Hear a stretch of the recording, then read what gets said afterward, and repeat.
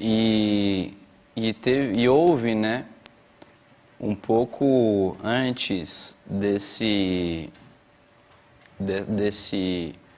foi um massacre, na verdade, né? 10 militantes aí assassinados pelas forças de repressão. Isso daí, na verdade, é um massacre, uma chacina. E um pouco antes disso, né, houve um episódio na região sudoeste da Colômbia que aconteceu no final de semana. 5 pessoas morreram, com 11 pessoas feridas também, em um ataque numa discoteca na madrugada de sábado para domingo. Segundo o governo, né, esse ataque foi realizado por dissidentes justamente das Farc. E uma coisa que é interessante é que em um dia acontece esse ataque que seria supostamente realizado por dissidentes das Farc e no dia seguinte acontece essa chacina de dissidentes das Farc, né? Mesmo que não tenha ocorrido exatamente no mesmo local, né? Eu não tenho essa informação. Na verdade, esse ataque à discoteca foi na cidade de Tumaco, em Narinho, né? Então foi no distrito de Narinho. E aí foi no domingo. Então acontece esse suposto ataque de dissidentes das Farc e no dia seguinte o exército colombiano realiza esse massacre, né? Parece até meio, não sei, né? Pode ser que uma coisa que no Brasil acontece, né? E que certamente num cenário como é o colombiano, que é um cenário ainda mais tenso, né? Que o governo considera que está mesmo em uma guerra, né? Contra esses grupos guerrilheiros, né? Eu não duvido que o governo colombiano, pode ser que não nessa ocasião, mas em outras, ele forge, né, ataques, atentados e atribua a eles as Farc ou ao ELN, justamente para ter um pretexto para iniciar uma repressão ainda maior, né, contra esses grupos. Não sei se é o caso desse acontecimento aí em Narinho, mas certamente isso daí já ocorreu inúmeras vezes aí ao longo da história das Farc e do ELN, e inclusive recentemente, né? Porque, imagina, o governo colombiano, um governo que é feito por milicianos, né, por paramilitares, por parapoliciais, e não tem nenhum pudor, né, em executar a sangue frio aí camponeses, indígenas, defensores de direitos humanos. Imagina o que eles não podem fazer justamente com guerrilheiros que eles acusam por meio da imprensa e dos órgãos oficiais como terroristas, como bandidos, né? Fica muito simples, você foge ali um atentado, fala que foram as Farc e depois prepara a opinião pública para esse banho de sangue que acontece, né, contra as Farc. Existe isso daí? Costuma acontecer ser utilizado esse método, né, de forjar atentados, de forjar ataques para atribuí-los às Farc y justificar una represión mayor? Bueno, compañeros, el tema de Colombia es muy complejo, ¿sí? Así, el gobierno colombiano, el gobierno exactamente de Iván Duque, es un gobierno totalmente en decadencia, en desaprobación por el pueblo colombiano, ¿sí? Recordemos que históricamente el gobierno colombiano tuvo una práctica genocida donde reclutaba o ofrecía empleo para jóvenes en Colombia para trasladarse de una región hacia otra y asesinarlos en una ciudad diferente a la donde ellos vivían para hacerlos pasar por guerrilleros caídos en combate. Eso fue en la época de Álvaro Uribe, cuando Juan Manuel Santos era ministro de Defensa. Entonces, fueron 6.402 personas que el Estado asesinó, 6.402 reconocidos hasta el día de hoy, porque se habla que fueron unas 10.000 personas que el ejército colombiano asesinó para hacerle creer a la opinión pública que ellos estaban acabando con la guerrilla de las FARC y el ELN. En los territorios, compañeros colombianos, existe un estado permanente de guerra.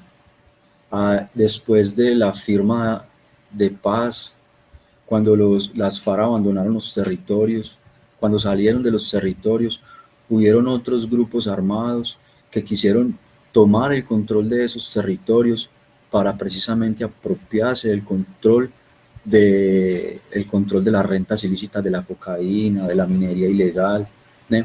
Entonces, en esas regiones es muy fácil para el Estado y la imprensa burguesa crear una situación mediática de decir que fueron los disidentes de las FARC o que fue el ELN que acribilló las personas en la discoteca, cuando realmente pudo haber sido policía también, porque en Colombia los atentados de falsa bandera existen. Realmente la oligarquía colombiana utiliza esas disputas en los territorios entre el ELN, las FARC, las mafias que controlan el territorio, el cartel de Sinaloa, que se dice que opera en Colombia con un brazo de las disidencias de las FARC y otros grupos armados, el Clan del Golfo, las autodefensas gaitanistas de Colombia, entre otros innúmeros grupos que existen operando en los territorios por el control de las rentas ilícitas. Entonces es muy fácil para el Estado colombiano crear un caos en la media nacional. Para el objetivo de ellos es poder hacer autoatentados, ¿sí? Y poder involucrar el gobierno de la República Bolivariana de Venezuela. Crear un cerco mediático para que la población crea que el gobierno de Nicolás Maduro está albergando grupos terroristas, como ellos lo denominan, a las FARC y al ELN, que operan desde Caracas y hacen atentados hacia el ejército colombiano o infraestructura colombiana, planeados desde Caracas. Entonces, así, compañeros, es complicado porque el 13 de septiembre hubo un ataque terrorista a la infraestructura energética venezolana y Caracas se quedó sin luz. Recordemos que Caracas el gobierno bolivariano ha estado en diálogos con la oposición y el gobierno colombiano ha estado intentando interferir en los diálogos por medio de atentados de falsa bandera que han sido el 14 de septiembre, el 13 hacen el atentado en Venezuela a la infraestructura eléctrica, el 14 supuestamente el ELN junto con una disidencia de las FARC atacan un convoy militar y asesinan a 5 soldados, colombianos. Entonces, la oligarquía colombiana, por orden del imperialismo realmente, ellos colocan un contingente de soldados más en la frontera para ellos amenazar a Venezuela con una invasión. El 15 de septiembre se reúne el presidente Nicolás Maduro con Mohamed Barkindo, el presidente de la OPEP, para ellos reestructurar cómo van a incrementar el precio del crudo, ¿no? Y vienen unos hechos sucesivos, ¿no? Entre la oligarquía colombiana intentando interferir en el diálogo de Venezuela y el recrudecimiento de la guerra en Colombia, ¿sí? El día 20, desde el día 20 hasta el día 22 de septiembre, estuvo el comandante del Comando Sur en Colombia,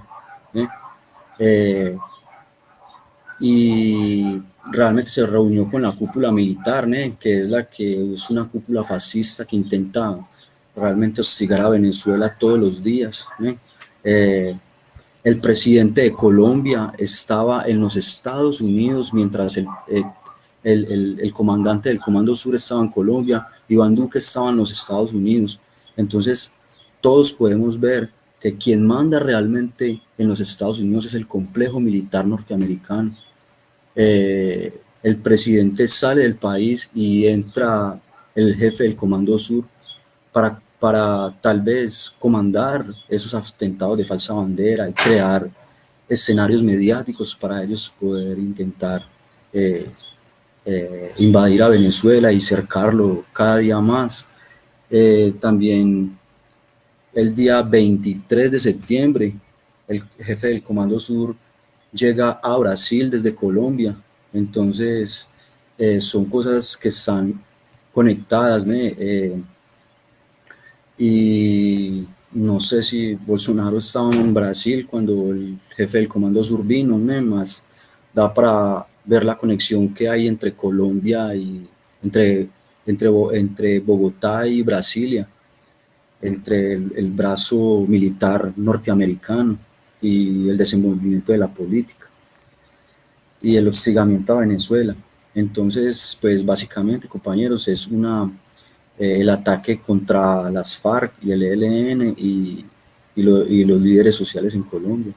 Básicamente es por la política del enemigo interno, por esa doctrina que el imperialismo ha escrito para Colombia desenvuelva sobre las comunidades, la opresión hacia las comunidades y es crear el escenario de guerra para intentar invadir Venezuela y É, saquear el país.